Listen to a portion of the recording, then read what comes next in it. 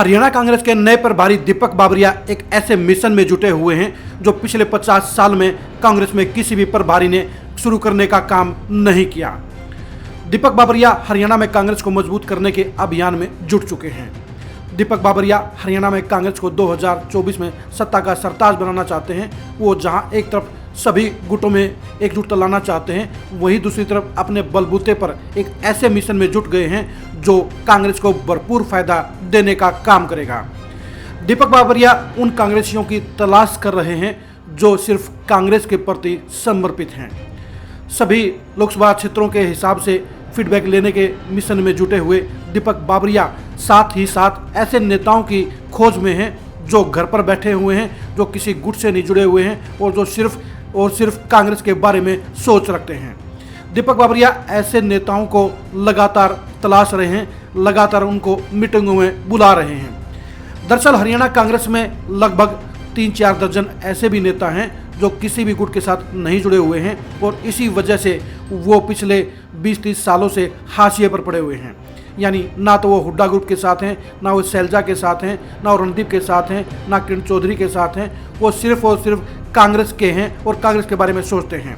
लेकिन दिक्कत इस बात की है कि पिछले 50 साल के दौरान हरियाणा कांग्रेस में एक भी ऐसा प्रभारी नहीं आया जो सिर्फ कांग्रेस के बारे में सोचता हो, जो कांग्रेस के मजबूती के बारे में सोचता हो।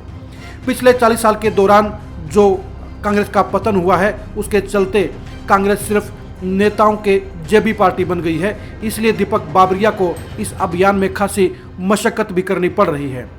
दीपक बाबरिया जानते हैं कि हरियाणा में अगर कांग्रेस को लंबे समय तक मजबूत रखना है तो उसे उन नेताओं को संगठन में अहम जगह देनी होगी जो सिर्फ कांग्रेस की मजबूती के बारे में सोचते हैं, जो सिर्फ गांधी परिवार के प्रति समर्पित हैं।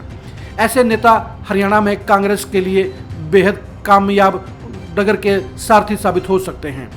इसलिए दीपक बाबरिया ढूंढ कर ऐसे नेताओं को तलाश रहे हैं जो घर पर बैठे हुए हैं, जो निराशा की गर्त में डूबे हुए हैं और जिनकी सियासत हाशिए पर जा चुकी है।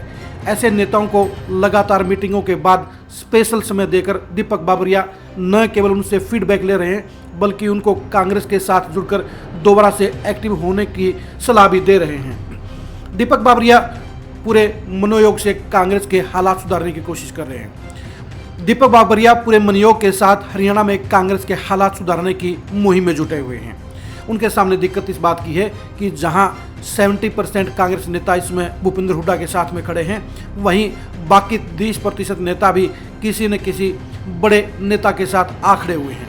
दीपक बाबरिया की ये कार्रवाई खुद उनके लिए भी बहुत अच्छी नहीं है, क्योंकि ये कार्रवाई उनके लिए भी बड़ी परेशानियां खड़ी करने का काम करेगी। इसकी वजह यह है कि भूपेंद्र हुड्डा जैसे नेता ये हरगिज नहीं चाहते कि हरियाणा में कांग्रेस अपने बलबूते पर मजबूत हो, उसका संगठन मजबूत हो। यही वजह है कि पिछले 9 साल में हरियाणा कांग्रेस में संगठन ही नहीं खड़ा हो पाया। भूपेंद्र हुड्डा ने पहले अशोक तंवर और उसके बाद कुमारी शैलजा को संगठन ही नहीं बनाने दिया। ऊपर के पैरोकारों के जरिए भूपेंद्र हुड्डा ने संगठन बनाने में अड़चन पैदा कर दी और यही वजह है कि कांग्रेस का संगठन पिछले 10 साल से वेटिंग में चल रहा है। दीपक बाबरिया सबसे पहले हरियाणा में कांग्रेस का संगठन बनाना चाहते हैं और इसीलिए वो लगातार इस मुहिम में जुटे हुए हैं कि उन नेताओं की तलाश की जाए जो कांग्रेस के प्रति समर्पित हों। ऐसे नेताओं को दीपक बाबरिया अहम जिम्मेदारी संगठन में देने का काम करेंगे। दीपक बाबरिया साफ तौर पर कह चुके हैं कि दूसरी पार्टियों से आए हुए नेताओं को जल्दबाजी में नहीं होना चाहिए, उनको उम्मीद नहीं करनी चाहिए कि आते ही उन्हें संगठन में बड़ी जिम्मेदारी मिल जाएगी और सीधी टिकट भी मिल जाएगी। यानी उन्हें पार्टी की कसौटी पर खरा उतरना होगा, उन्हें पार्टी के लिए मेहनत करनी होगी। दीपक बाबरिया उन नेताओं से लगातार मुलाकात कर रहे हैं जो सभी खेमों से इग्नोर हैं, जो अपने बलबूते पर सियासत कर रहे हैं और अपने क्षेत्र में सिमटे हुए हैं। दीपक बाबरिया की एक कार्रवाई कांग्रेस के लिए बेहद फायदेमंद साबित होने वाली है, लेकिन बड़े नेताओं के लिए इससे परेशानी खड़ी होगी। खासतौर से भूपेंद्र हुड्डा के लिए सबसे ज़्यादा सिरदर्दी पैदा होगी, क्योंकि वो पिछले 18 साल से हरियाणा में कांग्रेस को अपने शिकंजे में लिए हुए हैं और पार्टी पर वर्चस्व कायम कर चुके हैं। भूपेंद्र हुड्डा चाहते हैं कि हरियाणा कांग्रेस में उन्हें फ्री हैंड दिया जाए और 2024 में उनकी अगुवाई में न सिर्फ टिकटों का आवंटन किया जाए बल्कि उन्हें टिकटों देने की खुली छूट भी दी जाए। लेकिन दीपक बाबरिया के होते ऐसा मुमकिन नजर नहीं आता है, क्योंकि दीपक बाबरिया जहां सभी खेमों में संतुलन कायम करने की मुहिम पर जुट चुके हैं, वहीं दूसरी तरफ वो पार्टी के लिए जीताऊ प्रत्याशियों की तलाश करेंगे। संगठन में भी उन नेताओं को महत्व दिया जाएगा जो पार्टी के प्रति समर्पित हैं, जो खेमेबाजी में पड़ने की बजाय पार्टी के संगठन को मजबूत करने की इच्छा रखते हैं। यही वजह है कि दीपक बाबरिया की मीटिंगों में जो लोग नजर नहीं आते हैं उनकी बारी बाद में आती है। यानी दीपक बाबरिया खुद फोन करके ऐसे नेताओं को अपने पास बुला रहे हैं, उनसे पार्टी के हालात के बारे में डिस्कस कर रहे हैं, उनसे पार्टी के भविष्य के बारे में डिस्कस कर रहे हैं और पार्टी की मजबूती के लिए राय ले रहे हैं। ऐसे नेताओं को फिर से एक्टिव होना कांग्रेस के लिए संजीवनी का काम करेगा, क्योंकि कांग्रेस को ऐसे नेताओं की जरूरत है जो खेमेबाजी में पड़ने के बजाय सिर्फ कांग्रेस की मजबूती के लिए काम करने की नीयत रखते हों। दीपक बाबरिया की मुहिम कांग्रेस के लिए हरियाणा में दिन पलटने के काम करेगी, उसको दोबारा से मजबूती देने का काम करेगी।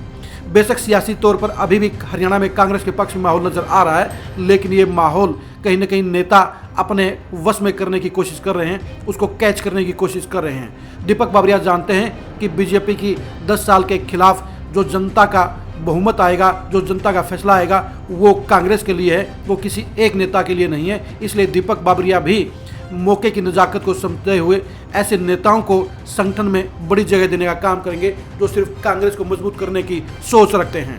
दीपक बाबरिया की ये मुहिम निश्चित तौर पर हरियाणा में कांग्रेस का कायाकल्प करने का काम करेगी।